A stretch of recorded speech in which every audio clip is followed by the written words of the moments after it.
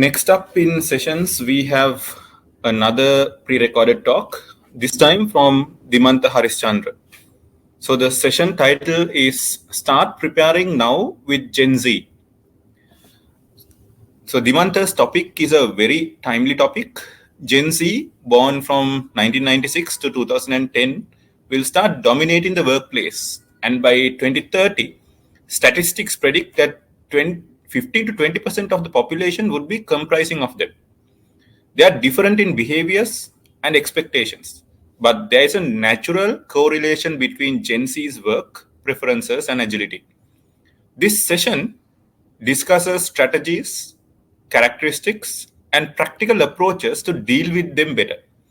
And more importantly, it is essential that companies start preparing now to create the environment and patterns needed to attract and retain the newest generation.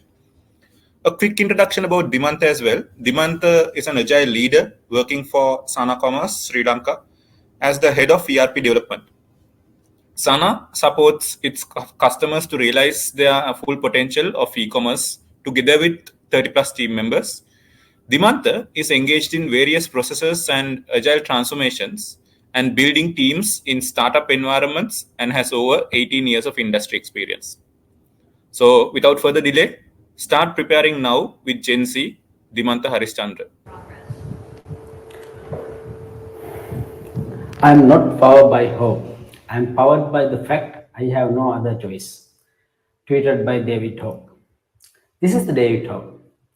18 years old, gun control activist and survivor of Florida high school shooting incident, which was happened a couple of years back.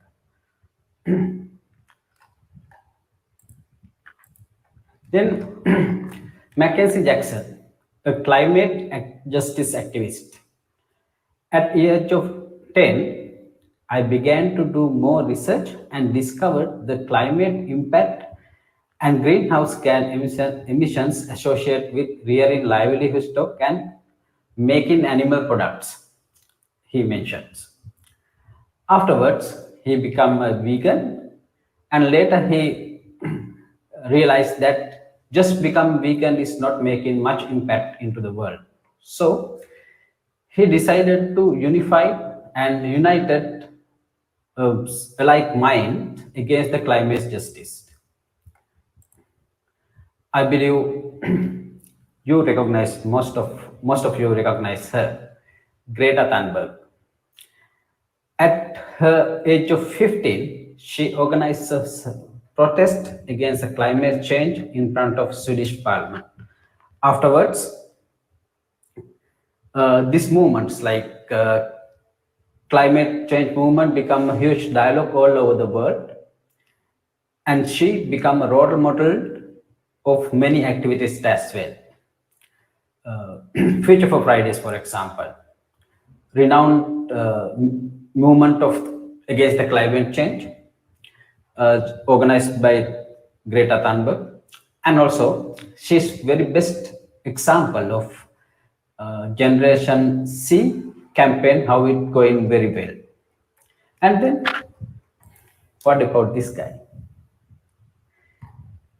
His TikTok and Instagram followers exceeded in 18 millions, which is more than Anthony Blinken's followers of the TikTok accounts or the Instagram accounts.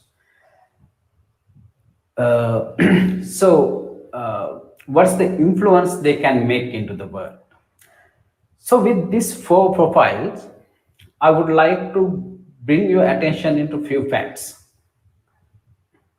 First, it is an increasingly common story among the born between 1995 and 2010. This cohort have already found themselves again immense challenge as they make up their way into adulthood. Climate change, inequality, social unrest, political divisions, economic distress, and many more challenges they have faced. It has already mobilized many of these young people into action because of this distress. Second, this generation are angry and unafraid to speak up. And thirdly, This not only this generation spoke up about the injustice and social illness, but technology has made activists look different than the movement of the past. What do you think? Is it only that platform given them a much difference? Or let's imagine Martin Luther King or Rosa Parks or the Thomas Alva Edison. So if these profile were in today, what about their movement would be? Just while you are thinking about that, I will move into that in the presentation. So I have few motivation, especially I have two motivation to speak for this topic. Recently, my involvement with new generation people, especially I've been visited to one of SAP conference recently in Manila, Philippines. I've met a lot of people which belong to the this generation C, and also I've been engaging with the few people or the set of people in my workplace as well. What I understood about them, they're a bit different than the previous generation, I would say, and at least they are quite straightforward. They know what they want to be, and the what they have created in my mind. And secondly, I have Alpaki at my home. Each day, every day, with his cognitive ability, I feel that they are in a different generation. Previously, when we studied, we had to learn a lot of things in the structured curriculum in the school. So, but when it comes to the new kids, though it's different argument that giving them the digital screen is good or bad, they live with future-proof concept. They know already robotics. They know already full automated transportation system. The concepts pumped into their heads are very future-proof. With that, they are growing as a digital native. So, my name is Dimant Harishchandran. I am a head of ERP development of Sana Commerce. My day-to-day duty is to make digital journey convenience of our customers together with my team members. So I thought that reading, the learning I have gained, maybe share with you guys. Why? Because it is our responsibility to create an environment for the future generation who are coming to the workplace, and it is our duty that we make them better. By making them, we'll be able to make organization goal more easily and more in better. So this discussion, target audience would be HR professionals, recruiters, leaders who want to make sure that organization productivity, recruiters who are going to retain them, hiring them, and in generally, almost everyone who would like to engage with Generation C and also who would like to understand the importance of generation diversity. So, I believe at least once many of you have read what is this generation diversity, what are these generations are. But in order to make everyone in this audience room to a common page, I will just run through that what are these generations very quickly. In the earth, in the planet, there are 7 generations right now, out of which 2 generations are not in the workplace. So greatest generations, people who have born 1991 and they are not in the current workplace. Then traditionalist. Traditionalist, people who are born after 1928 and 1995, 45, we call this traditionalist or the silence generation. There are very less numbers of these people in the corporate world right now, but in the political world, if you get the Joe Biden to Modi to the Ranil Wickremesinghe, so these political heads are belongs to this traditionalist or the traditional generation.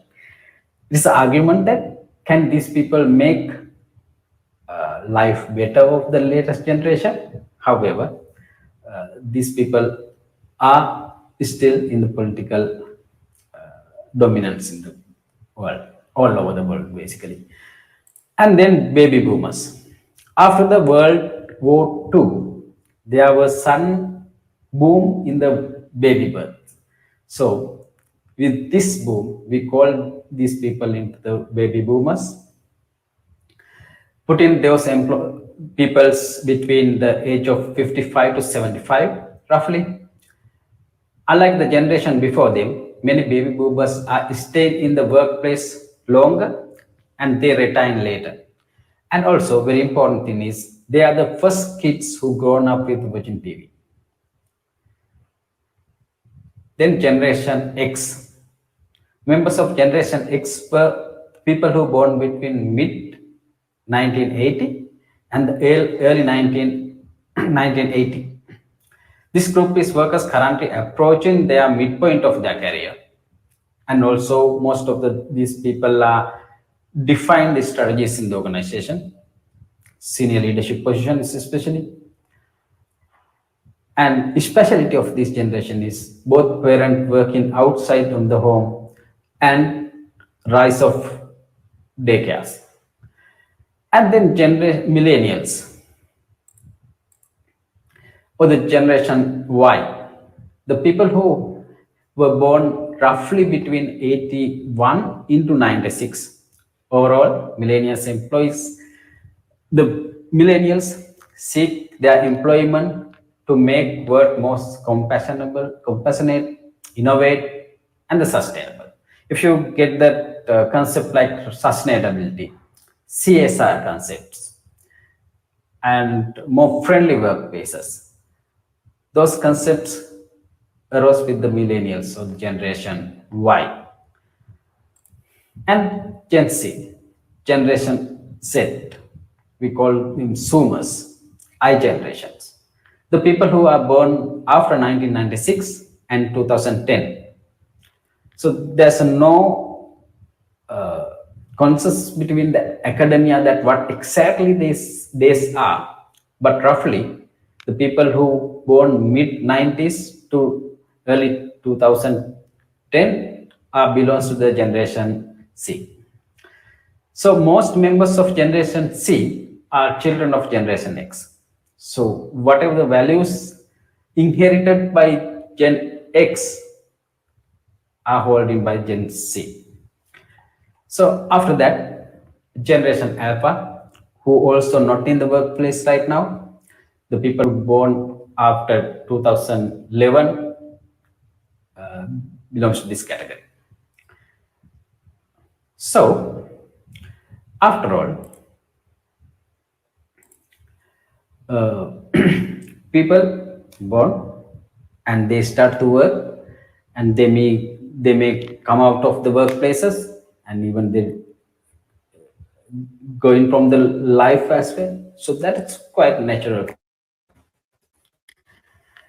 So why want to see their different generation?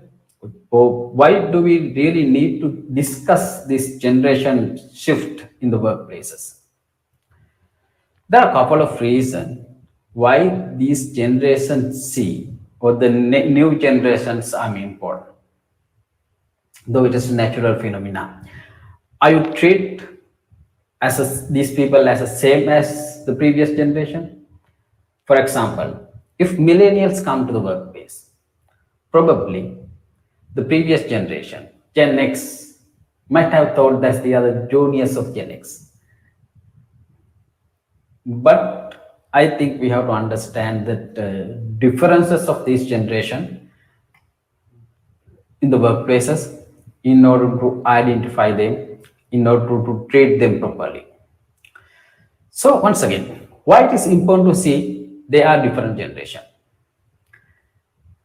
They are the first limitless generation who no need to create a full strategy in order to reach and influence thousands of thousand people. They just create a tweet or they just create an Instagram post and that message goes to thousands of people. Just imagine power it hold. It is not in the activist movement, it's in the everywhere. So they can easily heard by the many of people. They are growing in a world where they can reach hundreds of people instantly, like flash. And this generation is super different than the previous generation. So it's not that people of the other generation, for example, millennials, can do this.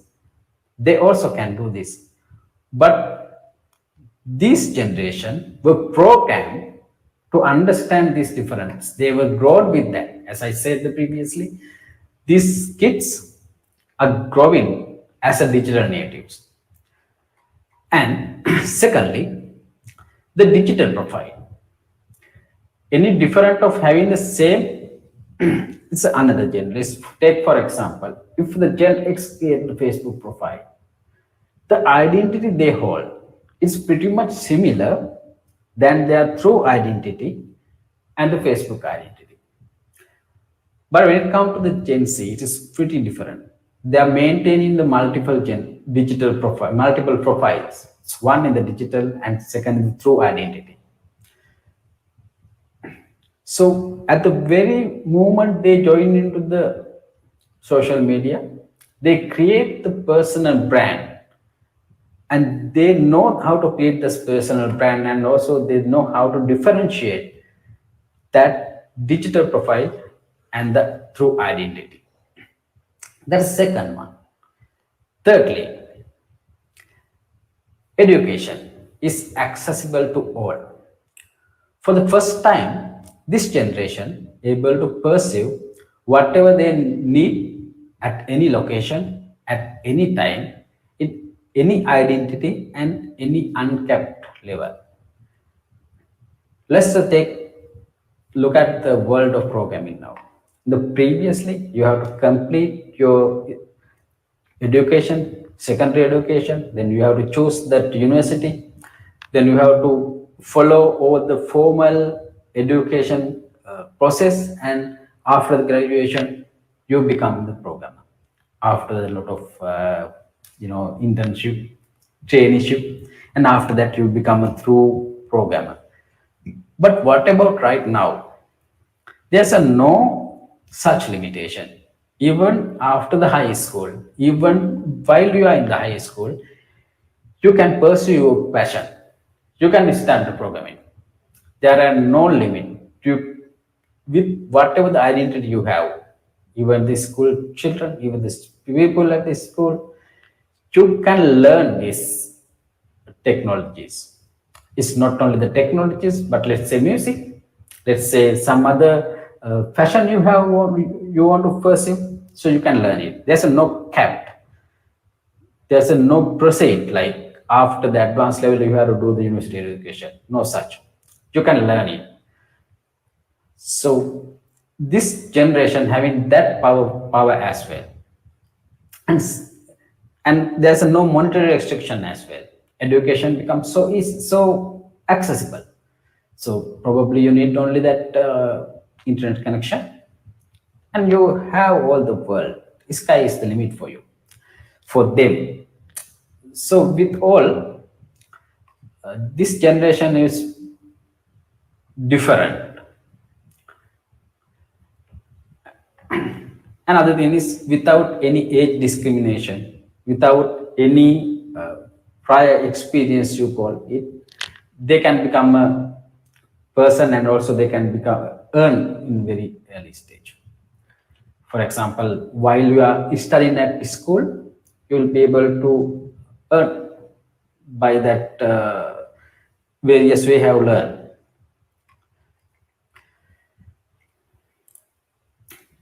So, as you see here, This is subset of the generation C, which are right now in the world. So these are the US census, but they could be common in the entire world as well.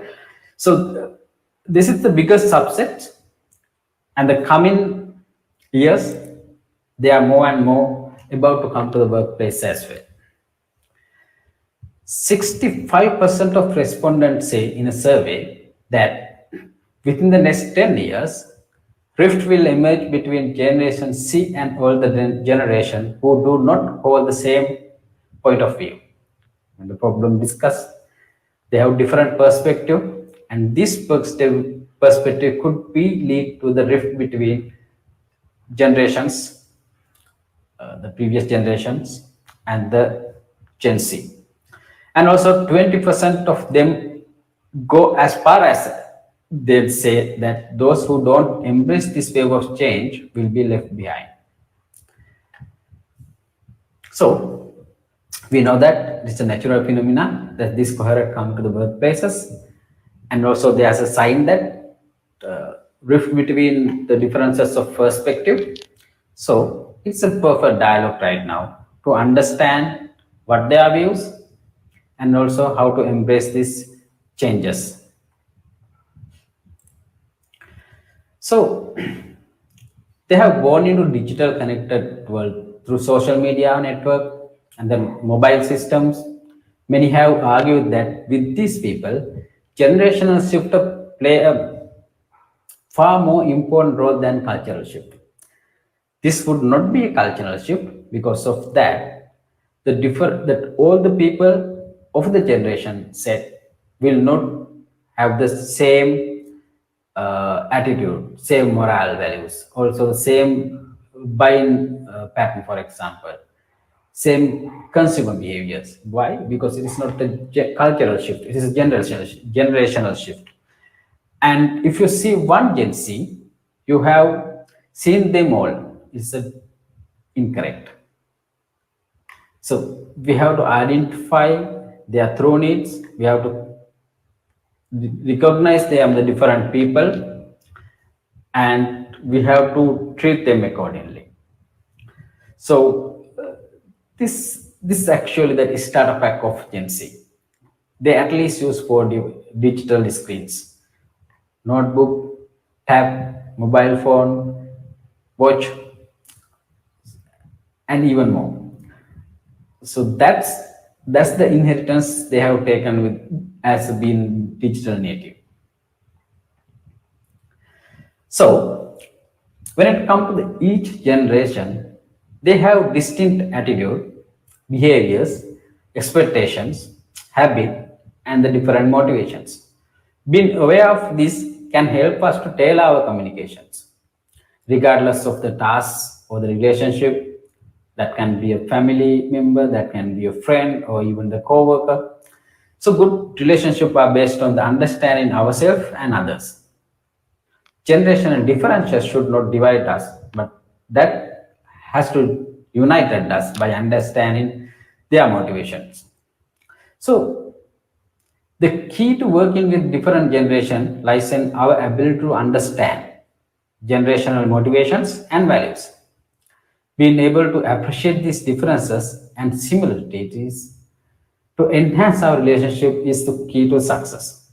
So, because of that, a very big reason for us to discuss about these generations.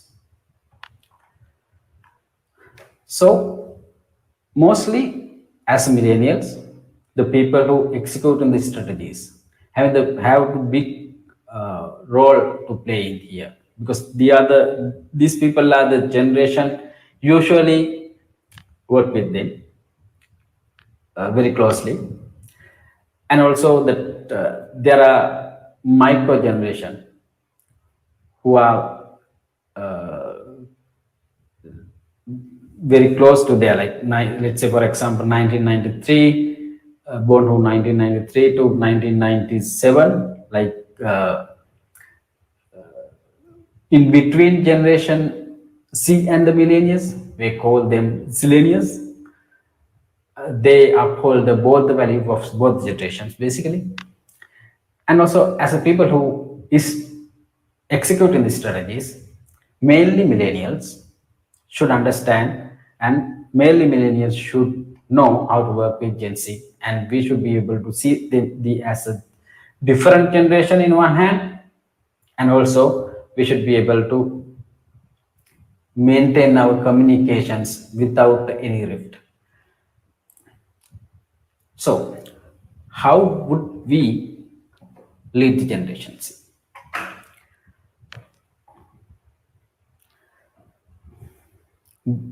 Keep it hot means we have to be honest, open, and transparent in our communication. Why? This generation are angry, yes, right? This generation are depressed. This generation know how to do things. They are quite self-confident, and the the struggle they faced when they come into the adulthood, especially with the COVID. There are a lot of conspiracy theories who made it, whether it is man-made, whether it is naturally came the virus, and with all out, they are quite skeptical about the world. They see a lot of perspective when it comes to that certain things. Because of that, it's very important as a managers we honest with them, open with them, and transparent with them. It is not that only this generation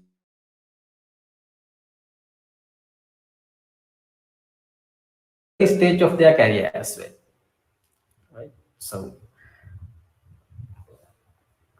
in it is very important once again, despite of that generation we maintain it, but very critical to be consistent with the generation C. Next super important point is coaching, because today information is disseminated so widely in age of information. Generation C does not consider parent or teacher or managers as the authority. Rather, they view internet as the authority. Before they come into you, they have seen a lot of perspective. They have go to the YouTube, Alexa, Google, they have find it, they read crowd funded answers most of the time, and they have immense understanding of the topic, and with that they probably approach to you for the certain guidance. So you have to provide feedback, though they are self-confident. You have to provide them correct guideline more frequently. You have to coach them rather than doing micromanagement. So having access to the to internet enabled devices. So internet or the very resourceful information are there at their hands. Because of that, they see the problems in a different angles, and still there's a research says this young generation, though they can or they would like to learn by self, they would like to see teachers in the classroom, they would like to feedback, they would like to send recorrections as well. And also that one research said they would like to stay their manager less than 5 minutes for that guideline. So you shouldn't sit all the day with them and provide very micro management. That's not the expectation they have. But within very short period of time, you have to correct them. You have to provide the feedback for them. And they are the generation who self-directed learning. Because of that, you have to provide that correct way of the coaching. So I saw there are a lot of coaching session as well in this conference. That is really good. And coaches or the coaching would become definitely that huge topic in the coming area when we especially work with Gen Z. And the empowerment, of course, almost everyone would like to be empowered, but these people would like to empower very early stage of their career as well. Why? Because they have done a lot of things in their young stage, as we say. So social media allow generations to create, learn, try, fail, and publish their strategies very easier way than ever before. Cost of 10 business failures today is the same as one business failures 10 years ago. Because of that, these people have try out a lot of things. For that tryout, they need to be empowered, and also they should be coach enough to this tryout as well. So, unlike the previous generation, they don't need to be very senior to the shared opinion. They expect that we should engage them in all the decision making. They empower enough to try out the ideas in the early stage of life. Now, even now, they have just step into the career, but still they expect these things. And next one is work-life balance. So if you heard that Gen Z are individualists, that's wrong. They are. They know how to do things by themselves, but still they are very collectively contribute for the common causes. If they see social injustice, as we say, if they see something in the corporate environment going wrong, they quickly get together and they work with the collective causes. Because of that, they are not individualistic, and also they expect the work-life balance as well. Unlike the many of their elder peers, Gen Z doesn't promote dedication to a workaholic and the self-sacrifice lifestyle, where some of their predecessors, especially millennials, we pride ourselves on grinding on the weekend and lot of after hours. But Gen Zers look for the space and support to be full human being, both at work and outside the work. Even early stage in their career, this include having work-life boundaries and the prioritization of self-care and mental care and all aspect of wellnesses. So I think that many of millennials would evident like having that evidence. I as well as a millennial. So we actually had that pride of working long hours, right? But these people would not. These people will not uh, see that workplace is the only places they can enjoy their life. But previously, HR personals try to add most of the missing things in the life into the workplace. For example, aesthetic in the workplaces, lot of parties, right? Lot of things in the workplace they instill with that life in the workplace itself. But now they have the different life outside the work. They have digital profile to maintain. Even they are moonlighting with a lot of jobs as well. Perhaps they are doing a job here, and also they are grooming with another skills in the outside the workplaces. So they expect for those hobbies, maybe those other things.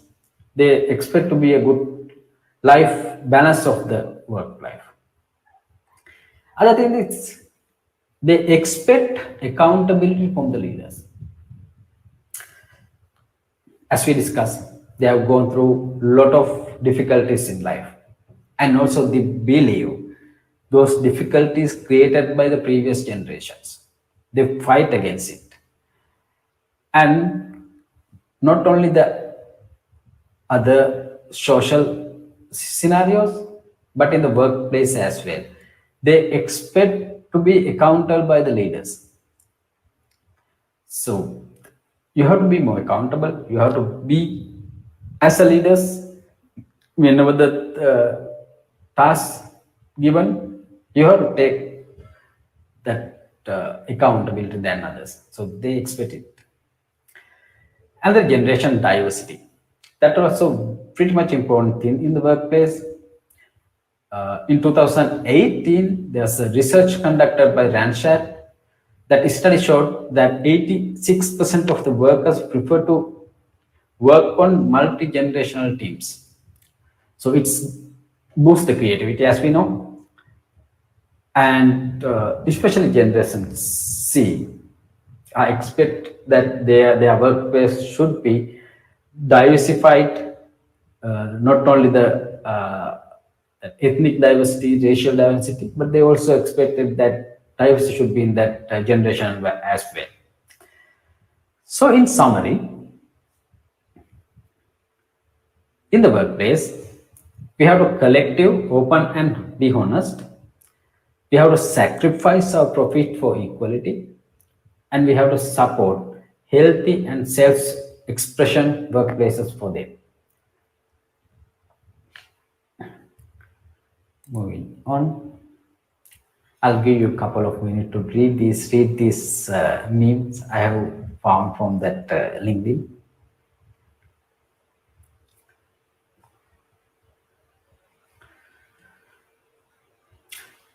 So while millennials put more emphasis on clear career direction and the vacation days, 65% of Generation C say salary is their top priority. So recruiters, you may negotiate salary, but don't think that they would work or they would generate more things without less than the previous generation. So you have to re-modify your recruitment strategies. As its main characteristic, Gen Z are defined as highly ambitious and self-confident. At the same time, they are said to be realistic and accept whatever is given to them. So they are entrepreneurial, they are than the previous generations. And this generation seems to be motivated by finding their dream job and opportunities to expand their skills and also for better salaries. And they switch their job more frequently. If they feel that their purpose is not served in one workplace, without uh, thinking much, they will change their workplace. So they are delaying gratifications, right?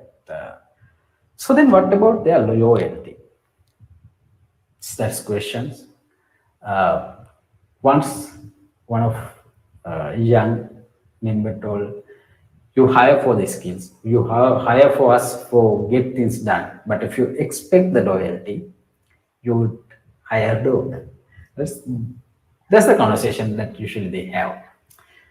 So more than 50% of millennials say they would take a pay cut to find a work that matches their values, while 90% want to use their skill for the good causes. But when it comes to Gen Z, that may not the case.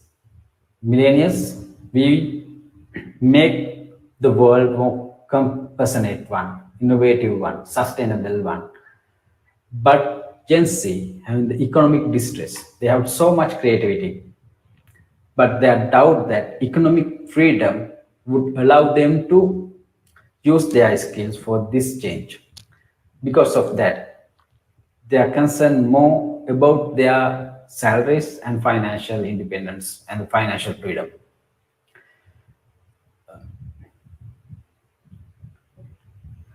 So, yeah, what is their motivation then? Probably they want to see advancement of opportunities, increased salary, meaningful work, and the good team. That good team members as well, team players as well. Then they expect a good team. If you don't have a good team, good values, they probably find in the place that they can enjoy with the team works. So I recently saw in the LinkedIn there's a word where the culture or salary is more important.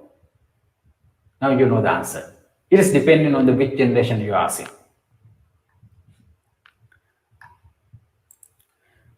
And once again, read thy my first verse. I'm not powered by hope. I'm powered by the fact I have no other choice. He tweeted. Now you know the power of tweets. You know they don't have any other choices. They had to do certain stuff. Because of that, their motivations, their activities, attitudes are shaped by the world they are born, they are grown, and the world we have created for them. Thank you very much. So thank you very much to Dimanta as well. There will be a break now, and then everyone, you all can join the sessions. There are two sessions happening in parallel. There will be a workshop done by Padma Putrevu, Build Better Teams, and then there's another Agile coaching clinic happening in parallel, hosted by Tanmoy. Tanmoy would be the person who's doing the coaching clinic today. So that Agile coaching clinic will also happen from 5:45 Sri Lanka time, and then Padma Putrevu's workshop will also happen from 5:45. So see you all in another 5 minutes time.